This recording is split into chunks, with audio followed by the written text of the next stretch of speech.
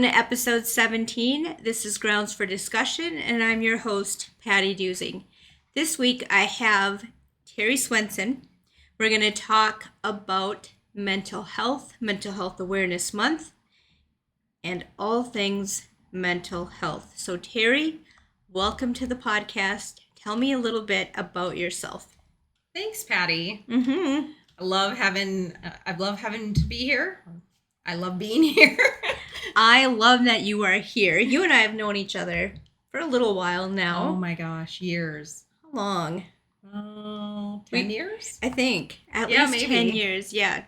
Terry and I used to work together at a local clinic here in Alexandria. And we weren't office mates, but we had an office right next to each other. So what I know about you, as a nurse, you are very thorough, you are very caring, and you do have a passion for the job that you do. Yeah, so tell me about your job. So currently I work for Lake Region Healthcare, and I work for their Senior Life Solutions department. And so Senior Life Solutions focuses in on the mental health of our senior population, so that 65 and better population that generally would think maybe that they have depression and anxiety, and it's just a natural part of aging. And we just want to dispel that myth. It is not true. Depression, anxiety, and other mental health concerns do not have to be a part of aging, and we are breaking the barrier every day. What kinds of things do you do then to work with the aging population? As you say, breaking that barrier. Yeah, so one of the unique things that Senior Life Solution does is a group counseling. So when we look at some of our senior populations, sometimes they feel a little bit more comfortable having coffee with friends. Oh, sure. Yeah. And so in that group setting, they can relate to other people that maybe would have had similar experiences. They're looking at people that have had the same world experiences. So maybe they were in Vietnam together, or maybe they had been on farms that were close to each other down the street, or, because of the small town life, they've had a similar experience in their education, or maybe even just going to the movie theater or sharing that type of tight-knit community. And these group sessions that you have, are they then with a similar demographic, the age group? Yes, absolutely. So we focus in on people who are 65 or better. So in order to be in that group, you need to be a senior, and that group is facilitated by a licensed therapist. I am the nurse on staff and the program director, and then we also have support staff. So we can cater to the needs of that population very well, because we're honing in on that specific population and what they need to thrive and be well in their older years. In the older generation, how does depression manifest? Well, good thing you said that, because when we look at that population, sometimes that depression can creep up on us. So maybe we are looking at a situation where suddenly we find ourselves not doing the dishes, or suddenly we find ourselves, maybe we only do laundry once a week because we don't have a big load, and we're just putting on dirty clothes because it's too much to just do that load of laundry. Sometimes it can be very sudden as well. And so we're looking at that population. Maybe they had a fall, they broke a hip, and suddenly they can't climb stairs, or they're not doing as much around their house, mowing the lawn. Maybe there's things that they just can't get on a ladder and do anymore. And so when we look at those life changes, sometimes we can see that depression or the anxiety of having to do all the things we used to do when we had more energy. Sometimes we even look at that older population, and they're suddenly raising their grandchildren because of events that have happened in their home. And so there's a lot of things that contribute to that, but that doesn't have to be a normal part of aging. So that's interesting. Do you see depression equally amongst male, female? Actually, no. Oh, interesting. Females tend to have more depression. About 26% of the population that experiences depression would be female. And then of that, 19% would be male. And then we see that in older adults, about 23% of that population, that's roughly 60 million Americans, according to the National Institute of Health. So, and we only see about half of those people get treatment. And it's unnecessary. Right, Everybody right. can get treatment. So you are located where specifically? Your office is? My office is actually in the Elbow Lake campus of Lake Region Healthcare. Okay. How would someone find you there? Yeah, absolutely. So they could call our number is 218-685-7233, or they can call the Lake Region campus at 218-685-7300. And when someone calls, can it be, let's say, my grandma directly can call? Should it be a physician? Can they self-refer? Is it always a referral from a provider? How does that work? Yeah, so one of the great things about the program that I work for is we don't have to have a referral from a provider. So they can self-refer, and I think that's a very strong piece that you can advocate for yourself. If a provider wants to refer you, that's perfectly fine. We can take that as well, but I think if you want to advocate for your loved one or they want to advocate for themselves, that's the first step in the right direction. So the program, what all is entailed? You have group therapy. Yeah, we have group therapy 3 days a week. We meet at about 9 o'clock in the morning and we run until noon. And then we have socialization time afterwards. So generally, we'll serve a light meal and talk about anything we want to talk about in our day. So maybe we're celebrating somebody has a new grandchild or great grandchild. Maybe somebody is mourning the loss of a loved one. And they get that time to socialize together. And then we have individual sessions as well. So maybe some things are too personal to talk about in front of an entire group, and maybe they just want to be with their therapist at that time. And that's perfectly fine. And then we can offer family counseling as well, because as you know, families can be complicated. And sometimes we just want to talk about things and work things out. Mm-hmm. Yeah. How big are some of the group therapy sessions that you have? Like how many people? Well, you need at least 2 to be a group, Okay. but we can go up to 10. Oh, nice. So it's kind of a little bit quiet and homey. We don't like large groups or large gatherings just simply because it gets a little chaotic. So if we control the size of the group, we find that we're a lot more productive and we can really get some good coping skills and work done. And you wanted to talk about this, the work you do in May in particular. How come? What is the scoop with May? Well, May is Mental Health Awareness Month, and that's nationally.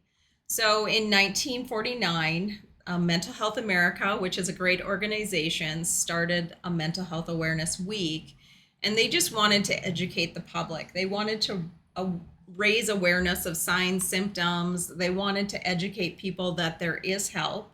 You don't have to suffer in silence. And it has become a month-long national campaign to stop the stigma.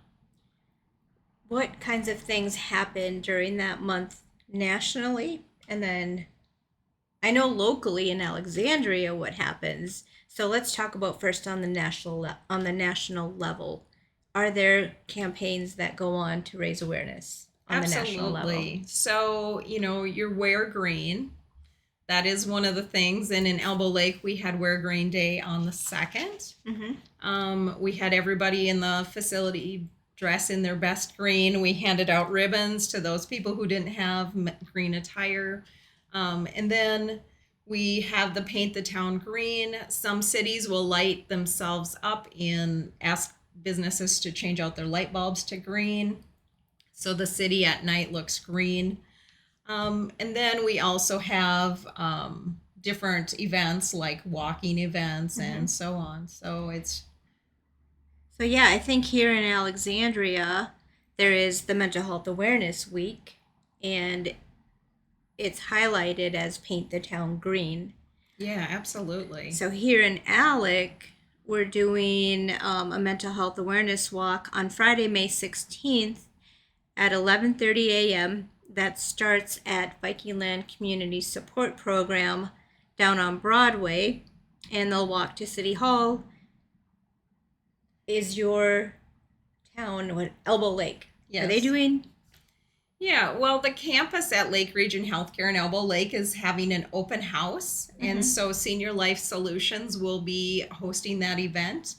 And we will have some swag, we'll have door prizes. People can come in and see the group room. We can look at the different spaces. And we're doing everything we can to promote mental health awareness and saying that you don't have to suffer alone. We're going to stop the stigma, we're going to break the cycle. When you first do you intake someone, you sit down with them, you get their name, a little bit of their history. Do you do that process? Absolutely. That process is very important for us to know where treatment starts, where people are at, what they want to work on in their healthcare. Because just like if you broke a leg, you wouldn't go to surgery without taking an x ray. So, Mm-hmm. of course, we have to evaluate that and see Mm-hmm. where they want to take their mental health and what they want to accomplish. So, do you find folks reluctant to talk, or once they get to the program, are they ready? Are they ready to talk, or is there ever a case where someone is there because maybe their family gave them this is it? Yeah, This, so we do have some cases where people are a little bit more reluctant, but I think they find that once they figure out it's a small group setting and people are welcoming and open, and they find out that people have concerns just like they do, and that's why we do the group is so they can learn from their peers. They're more likely to open up by a couple sessions in and they're ready to talk and ready to be well. how long is is there depressive episodes with people? Do some of the I don't know if you have clients or patients. Is it sudden and severe onset, or is it something they've been carrying for a long time? So we cater to all walks of life, from veterans to farmers to anybody really. And, a lot of things, maybe they've been dealing with something since they came back from Vietnam. A lot of our vets suffer from PTSD. And, farmers, they have concerns. Crops. What if it's a bad year? What if I don't have any payout? What if? And then, of course, grief and loss. That's always a concern in your older years because you might survive some of your friends and you may have to deal with the loss of a loved one, maybe your spouse. And so those types of things weigh heavy on people's minds, and we're a place where they can land and find some skills to work through those issues. Is there involvement of psychiatry, psychology? If someone needs medications, are you guys able to facilitate that Yeah, at all? absolutely. We have a psychiatrist on staff, and she meets with the patients once a month, more often if needed, but everybody sees her at least once a month. And then our therapist is right there in house, and she is available to talk with patients if they have a crisis episode or if they're just coming in for their regular individual sessions. And again, your group therapy sessions are 3 times a week. They are. If someone heard about you, how can someone hear about you? Is it always a referral based from a clinic visit? Or let's say you and I were out having coffee somewhere and you told me about this. Could I call up or just show up one day? Yeah, you could give us a call if you pop into our office and you want to have coffee with us and learn more about the program. Our door's always open. So sometimes we are out in the community. I yesterday was a good example. I played bingo at one of our local resident homes and had a great time with the people who live there and educated them on mental health while we played bingo and had prizes and coffee, and it was wonderful. So you essentially are outreaching then to the community by you go to, is it like a nursing home, a assisted living, is it like Grand Arbor? Yeah, we do go out to those facilities and we talk about mental health. We're available to speak if we have speaking engagements. We're out educating. I have done speaking engagements at nursing homes to educate staff. I've gone out, like I said, played bingo with folks just to raise the awareness. We've been at senior centers and served meals, helped clean up, just so they could talk to us in a manner that's not threatening. And I think that's key. As you're describing where you are in the setting that you're in, I'm thinking to myself that you are providing in the setting that you are in an open Absolutely. dialogue. Like, how can you not feel comfortable? You're just, We're having coffee with friends. yeah. And that's really what we want it to be, is Mhm. just sitting down and have coffee with old friends. Mhm. Because when we talk, as we in our younger years, maybe we talked with our girlfriends about, oh, that's really stressing me out, or guys get together and they're building projects together, and did you hear what so and so said, and how should I react to that? Yeah. And so we want that kind of environment where we're inviting people in and it's just easy. Do you think that network for aging individuals gets smaller? Absolutely. Yeah. As you lose some of the people in your life, maybe people move away because they need warmer climates to ease that arthritis, ache, and pain, or maybe they move to an assisted living or some kind of group environment where they're not driving anymore, so you don't see them as often. In today's age, people like technology, and some people are very savvy and can use, FaceTime and other means to connect, and then other people feel left out because they don't want to deal with technology. Off camera, we were talking, and I briefly mentioned and was kind of joking about 60 Minutes Australia. Yeah. But I actually watched a 20-minute episode last night on AI, Okay. artificial intelligence, and these individuals that are in a relationship with artificial intelligence, Interesting. right? Yeah. And, the one lady that they had on there, she actually married her husband, who's this AI, artificial intelligent husband. And what makes me think of that is what these people, I think, are looking for is human connection, Right. which That is so important, relationship. right? In Depression. A lot of times depression stems from loneliness or a loss of something. So if we can build back that network and find those people who can connect to each other, and I mean, maybe they do find it in group and then maybe not. But at the same time, if it gives them confidence to go out and build new relationships and find people that have commonalities, then that's wonderful. I wonder if that, and I should reach out to my friend Becky. I'm thinking about this 60-minute Australia piece, which I want to pick your brain a little more about what your thoughts are on artificial intelligence. And I feel comfortable doing that. Number one, you and I used to work together for a long time. Yeah. And I know you are quick on your feet. You've got the nursing background. So I think it'll be fun to go down a teeny weeny rabbit hole about artificial intelligence. Sure. But my friend Becky down at Viking Land Community Support Services or Center, they have drop-in. Like, they'll go online. She'll go on Facebook and say, don't forget drop-in is today. Yeah. And they do activities like, Oh, they have wonderful services Yeah. there. I know they've done ice cream socials. They have pool. You can go in and hang out for the day, play cards. They have events all the time. And so again, it's human connection. it is. It's wonderful. And that's, building those relationships too. You might meet somebody there and you want to play pool. Well, it takes more than one person to play pool. So, hey, you're here, I'm here, let's connect. And sometimes friendships are formed that way.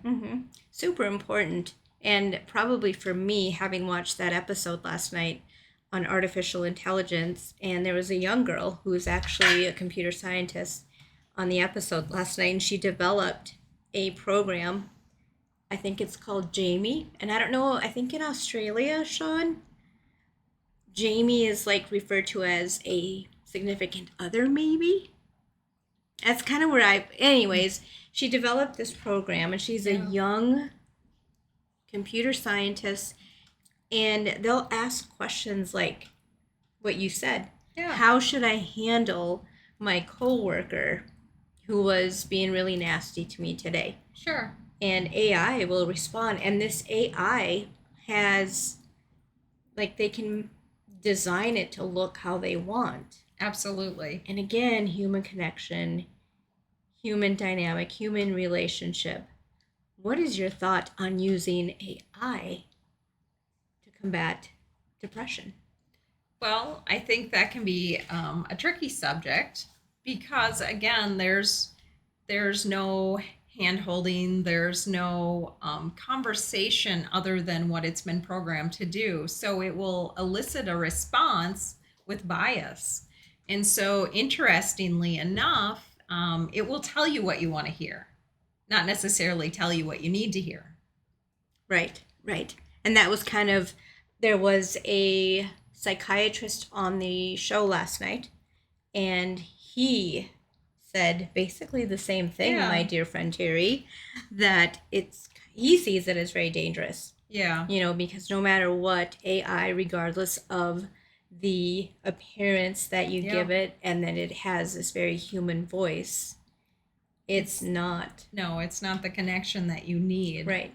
And beyond that, there's the moral compass. Absolutely. AI, I don't think, doesn't have that. Do you take your AI out to dinner? Right. Do you introduce it to friends? Right. I mean, there's so many things you could do with this rabbit hole. Yeah, he saw it as very dangerous, and nothing replaces interaction with that interaction and that connection and that ability to form a true relationship where you can get an answer and you can have that intimate connection that's more than just a superficial level. Sometimes that's so important to us as humans, and especially as we age. We want to look at that, and people don't want to be alone as they age. They don't want to be isolated. And so with AI, you're deliberately isolating yourself. 100%. 100%. That's tricky. I agree. Yeah. So, what are some of the symptoms of depression? Do depression and anxiety go hand in hand, or can you have depression and maybe later develop anxiety? Well, yeah, that's good that you ask, because no, they don't have to go hand in hand. Sometimes they can be together. Depression, you get the low mood, the loss of energy, you're easily fatigued, maybe irritable, mood swings. With anxiety, you can have that anxious feeling, maybe feeling like you can't catch your breath or something's just going wrong. So the symptoms can manifest physically. Yes, absolutely. You can have aches and pains and feel off and not have a good day just simply because you're feeling depressed or you're feeling anxious. Sometimes those symptoms can manifest so much that they actually cause physical ailments. Have you seen that? Yeah, absolutely. What does that look like? It's pretty debilitating. People will say they can't get out of bed, they hurt too bad. Pain response, they'll seek specialists. And not to discount anybody's physical ailments, but sometimes those physical ailments can cause mental ills as well. Because if somebody's in a constant state of a pain response, that can wear down your mental health also. So one can feed the other, it can be in a cycle. And so sometimes we really just need to get professional help to break that cycle. That sounds tough, Yeah. like really tough. Some people get stuck. Mm-hmm. Yeah.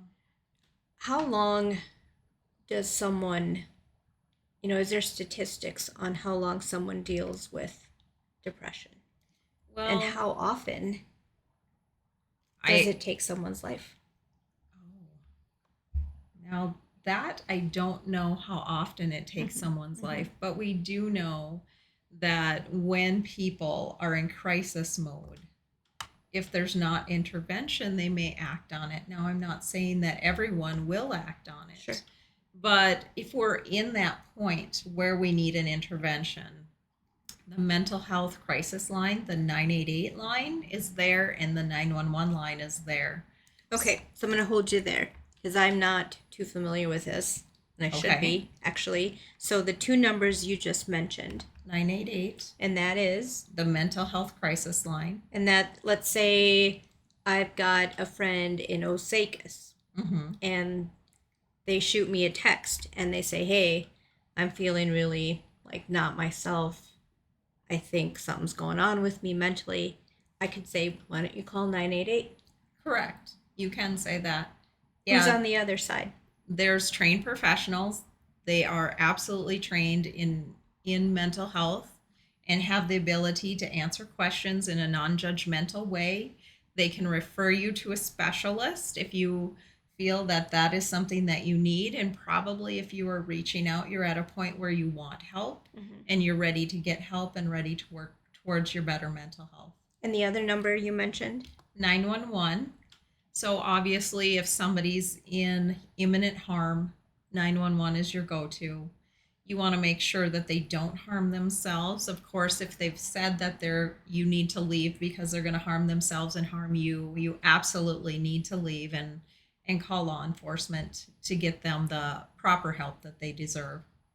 How long have you been, two questions, how long have you been a nurse and how long have you been in the mental health aspect of it? Which, nursing is always mental health, regardless of what you're doing. You knew exactly where I was going to go with that. So yes, in all of our years, even working together, you do see and hear of a lot of mental health absolutely issues.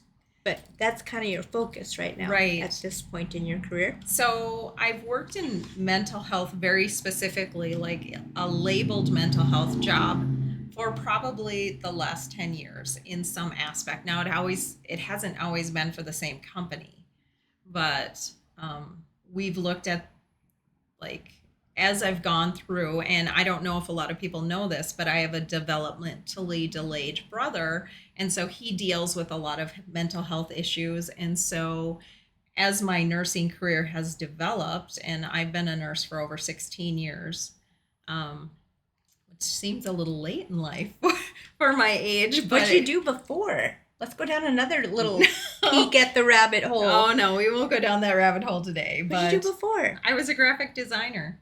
Oh my gosh, I've been your friend for how long and I didn't know this about you? Yeah. She's been holding out on me. Okay, so back to the seriousness. Right. I love you so much. So your brother, mental health, and he's how old? He is now 48, and we have struggled with some kind of mental health concern with him for most of his life. He wasn't really diagnosed until he was an adult. We knew that he had a traumatic brain injury as a child, and so... What happened, Terry? Well, it was a birth injury. Oh my gosh. Yeah, so he's been struggling for a long time, but he does really well now. But it's because of the persistence of getting him the treatment that he needs and being able to focus in on what needs to happen when he has a crisis moment. So someone, as an example, like your brother Hmm. who has sought treatment and for the most part is managed well. Yeah. What does crisis look like then at this point? Well, crisis can be different for everyone. I Mm-hmm. mean, it can be anything from like a meltdown and throwing things and not being able to gather your thoughts together and calm down to just not being able to get out of bed. I'm not dealing with life. I'm not dealing with today. I'm going to sleep it away. I'm not getting up. So, for everybody, that can be different depending on who Mm-hmm. they are and what they're dealing with. Mm-hmm. That can't be easy for the individual. And now I'm going to look at it from the perspective, such as you, his Mhm. sister, caretaker. Um, How does having an individual in your family, as an example, you, your brother, yeah. with mental health issues, how does that affect you? How does that affect the families, the husbands, the daughters, the sons Yep. of folks with mental health? Yeah, so I think each family deals with it in a different way. We've been blessed that he has wonderful staff now. And so he lives in a group home Mm-hmm. and he has the staff that take care of him on a day to day basis, make sure that he gets a lunch in his lunch pail and he's out the door to meet the bus to go to his job. So that's really taken some of the burden off of myself and my immediate family, my husband and my kids. But there was a time when it wasn't that easy. And Mm-hmm. so we've taken measures to put things in place that help him out. Now, I will still take him shopping. So if he needs a new pair of shoes, we'll take him out and he has his day out. We'll go out for meals sometimes. And in the summer, he likes to go out on the boat. So there's days where we take him out. But for the most part, he's living an independent life with his staff helping him. And for the family member of someone with mental health concerns, Yeah, it sounds like support and finding the absolutely. right structure to put around them is key. It is key. And it's important that you take care of your own mental health. Mm-hmm. Honestly, if you need counseling, seek out that counseling. There's no shame in it. Being strong and admitting where you need your assistance is absolutely the key in taking care of your own mental health. And so I find that with his staff and the things that they can do for me, that's peace of mind. If I need to talk to somebody, obviously I'm going to go do that as a Mm-hmm. mental health professional and get my own mental health taken care of. And some days are harder than others. Some days, I go home and go, whew, it's a tough one. And then Mm-hmm. other days it's like, man, that was great. Mm-hmm. Love seeing him flourish like that. What are some of the, so I heard you in conversation, you mentioned the word stigma and Yeah. that we want to do away with the stigma. What is that stigma? So, a lot of people, or especially as we age, that generation didn't find it is easy to talk about things now.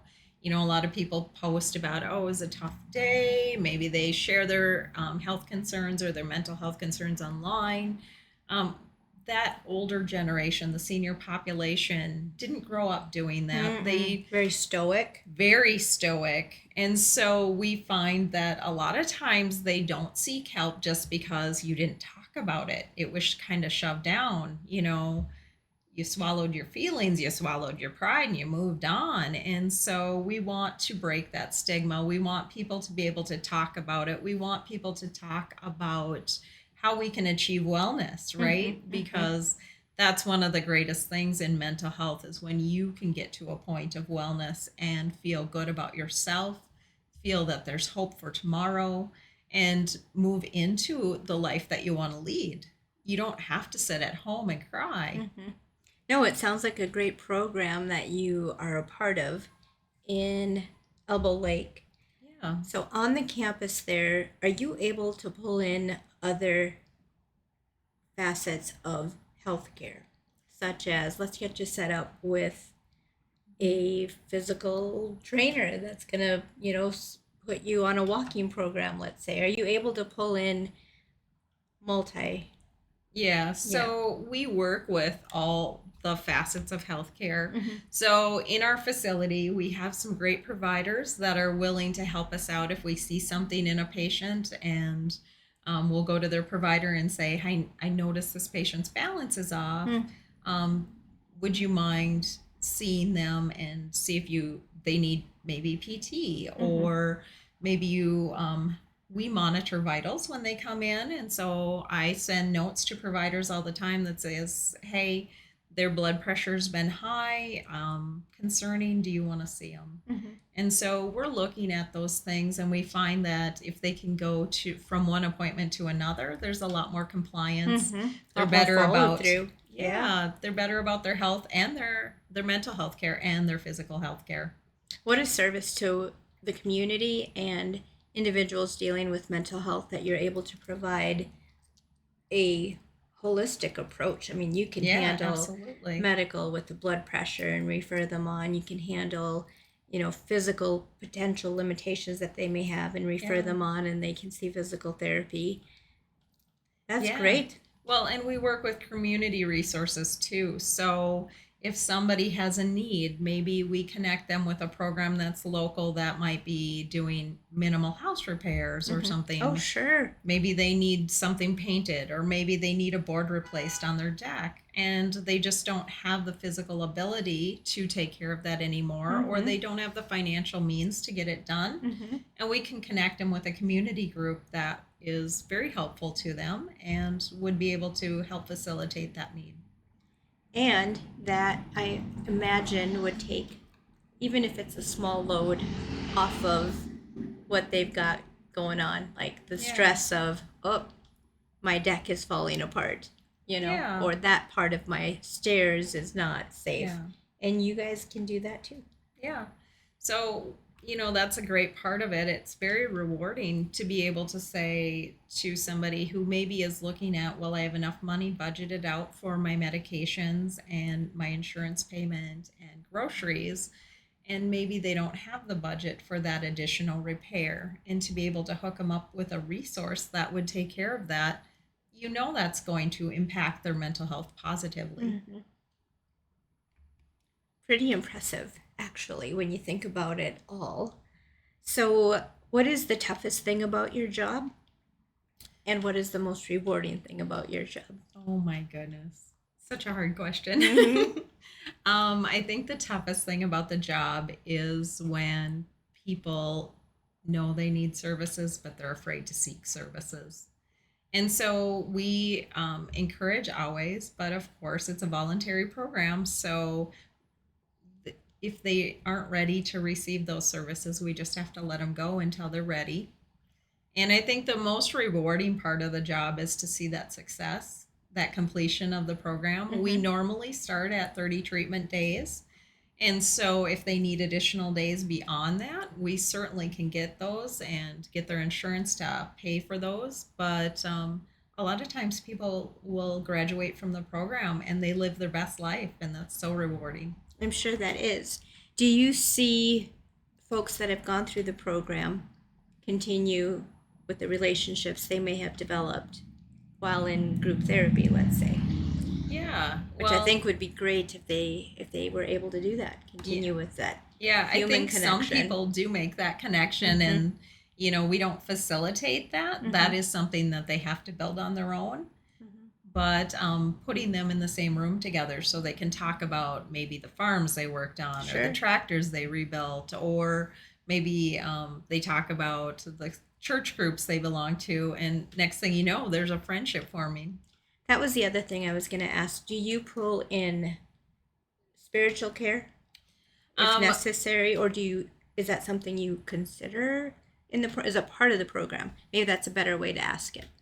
So, not specifically, but the patients are allowed to ask about things that are concerning to them. So, Mhm, if they mhm. want to talk about spiritual care, we'll talk about spiritual care. Nothing's off limits. If they need to have clarity and therapy in that area, then we'll do that. I love it. Yeah. Way to go, Terry. So fantastic. So I'm going to close the episode and with you telling us again who you are, where you work, the two numbers that we talked about, of course, 911, but the other one I think is so important because I don't even know if I knew that. Yeah, so 988. Bad nurse. Okay. So you are again. I am Terry Swenson, and I am the RN and Program Director for Lake Region Healthcare Senior Life Solution Department. And the numbers that Patty was referring to are 988, and that is the mental health crisis line. And then we have 911, of course, if there's imminent danger for someone. And May, folks, again, is Mental Health Awareness Month. Correct. And we have a Mental Health Awareness Week in Alexandria. Yeah. Forgive me if there isn't one in Elbow Lake. Well, there is, Okay. And we're having that open house for our Senior Life Solutions Department. So that's May 15th from 11 a.m. until 1 p.m. Come see the program, see our space. Oh, great. That's good. So May, tell me again. May 15th. Mm-hmm. That's your open house. That's our open house, and that's from 11 to 1. Okay. And if it so moves you folks, do wear green this month. That is the mental health awareness color. Let's dump out that stigma. Let's normalize mental health. You have a brain, I've heard. Everybody has mental health. Right? Yep. Yeah. So thank you again to Terry Swenson. It was good to chat with her, and thank you folks for tuning in yet again to Grounds for Discussion. I film, at Streetside Studio 7, located inside Deja Blue House of Coffee in beautiful downtown Alexandria, Minnesota.